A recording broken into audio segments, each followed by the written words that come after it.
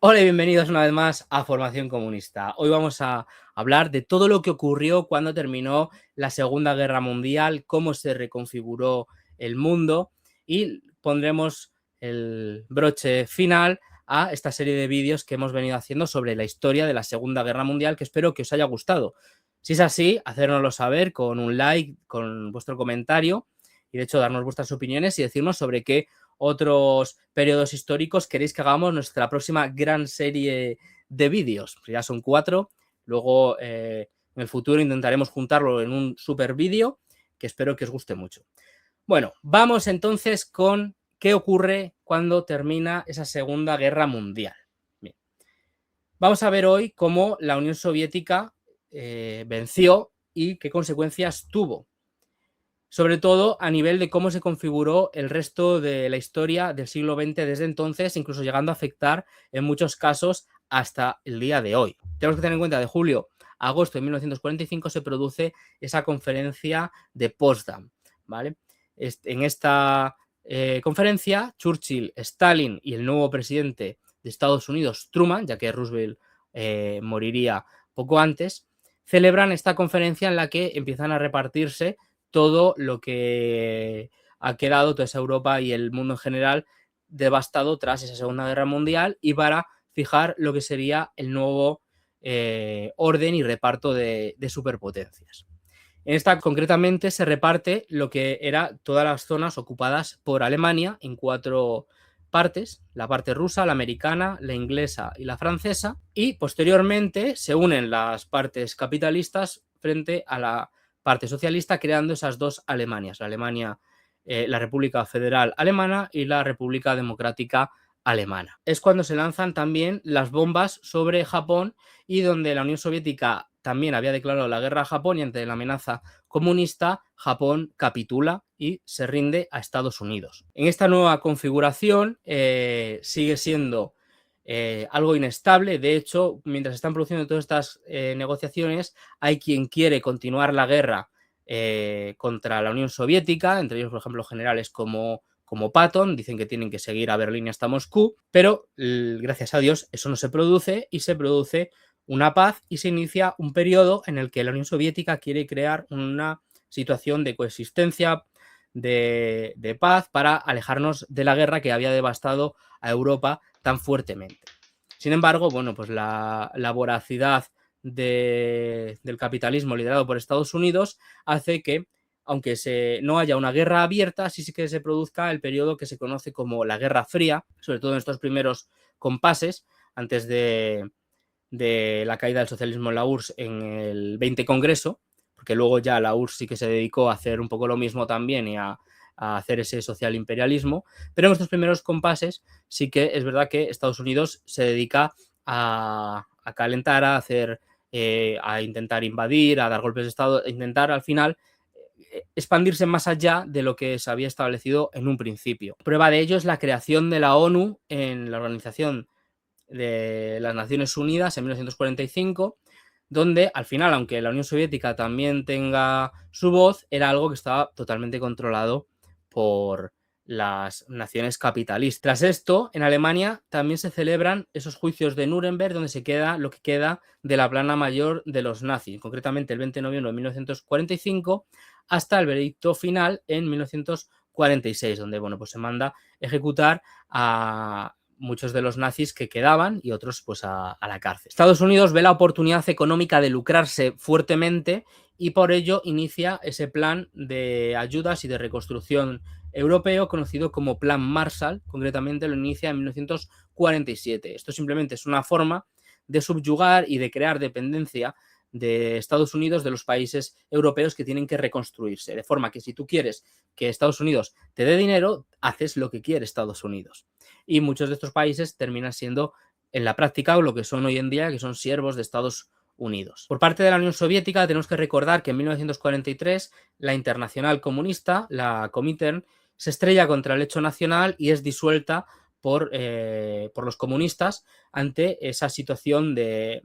realidad material de la visión y la cuestión nacional en todos los países donde existe un hecho nacional concreto y se dan cuenta de que hay que hacer planes en base a las condiciones materiales de cada país y no esa visión nihilista que estaba caduca. Y lo que se crea es la Cominform, que tiene otra orientación totalmente distinta a la internacional, en 1947 también. Tenemos que ver que tras la Segunda Guerra Mundial se crean gobiernos obreros y repúblicas populares en muchas zonas de influencia de la Unión Soviética. Ante esto se crea la OTAN, la Organización del Tratado del Atlántico Norte, una alianza militar encabezada por Estados Unidos en el que intenta crear un bloque totalmente contrario al comunismo y que sirva para seguir manteniendo los intereses imperialistas de Estados Unidos en el continente y en el resto del mundo. En ese momento lo integran 12 países que serían Bélgica, Canadá, Dinamarca, Estados Unidos, Francia, Islandia, Italia, Luxemburgo, Noruega, Países Bajos, Portugal y Reino Unido. Luego, posteriormente, la OTAN iría ampliándose e iría también acercándose cada vez más a lo que sería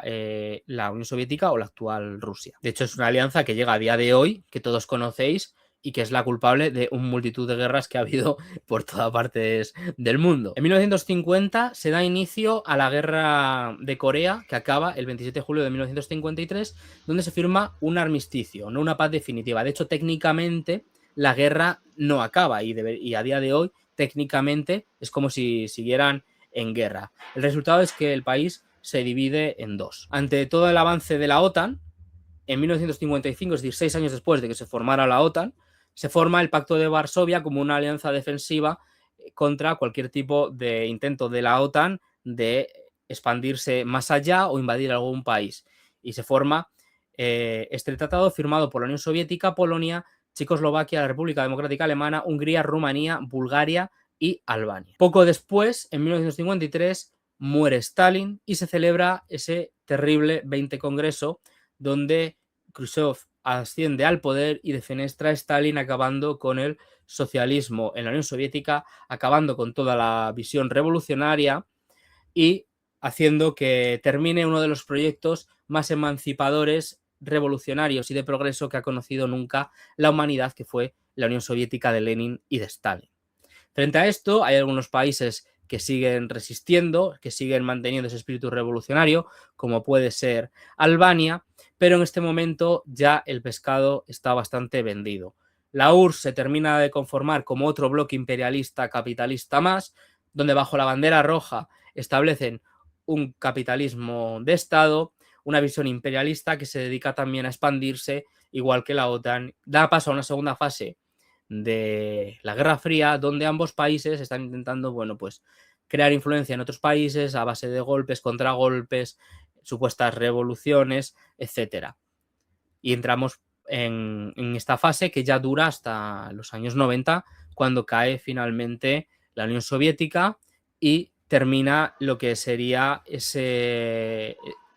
restos, porque no es socialismo ya, pero ese resto de ese proyecto de la Unión Soviética. Ya en ese momento ya no hay nada que se oponga a Estados Unidos y la OTAN y prácticamente, bueno, llegan a declarar el fin de la historia, el triunfo de su imperialismo, y desde entonces han sido básicamente los que han repartido y hecho y deshecho como han querido a lo largo de todo el mundo, al no tener nadie en contra. Y eso nos ha llevado a que, entre otras cosas, la condición de los trabajadores se haya depauperado cada vez más, que cada vez la vida vaya más cuesta abajo, que ese liberalismo y esa visión capitalista desenfrenada no tenga nada que le haga frente y que a día de hoy estemos en la situación que estamos, donde todos los trabajos están depauperándose, donde se está destruyendo toda la soberanía nacional, donde está desapareciendo cualquier tipo de identidad colectiva, donde se ha introducido el cosmopolitismo hasta niveles exagerados, y todo esto viene de esa derrota del 20 Congreso y de que no haya alguien que plante cara al capitalismo. Por eso es tan importante esa labor de reconstrucción del Partido Comunista, por eso es tan importante que vuelva a haber un movimiento realmente patriota y revolucionario que vuelva a poner a los trabajadores y a los pueblos frente a esos grandes bloques imperialistas. A esto mucha gente dice que ese nuevo freno a Estados Unidos va a ser China, pero China no deja de ser otro sistema como la Unión Soviética revisionista. Sigue siendo capitalismo de Estado, sigue siendo un país que habla de la burguesía nacional, de sus grandes multimillonarios, y que no va a hacer ningún tipo de beneficio tampoco, ni de nada revolucionario en pro de los trabajadores, y mucho menos de los trabajadores de otros países. China tiene sus tácticas imperialistas, que de momento solo han estado dentro del ámbito de la economía, pero si se tuercen las tornas, obviamente estarán también en otro tipo de ámbitos como el militar, si les es necesario. Y a lo que vamos es a una nueva confrontación entre grandes bloques y no en algo que sea de verdad de progreso de los trabajadores. Así que bueno, esto es cómo se conformó el mundo después de la Segunda Guerra Mundial. Podemos en un futuro a lo mejor profundizar en esa Guerra Fría y en una historia más reciente, pero lo que tenemos que tener claro es que tras en parte el 19 y totalmente en el 20 Congreso, no hay ningún socialismo más en la Unión Soviética y iniciamos esta época de replegación de las fuerzas revolucionarias a nivel mundial. Así que bueno, espero que os haya gustado este vídeo, esta conclusión sobre uno de los periodos más apasionantes de la historia reciente, y nos vemos en el próximo vídeo de Formación Comunista.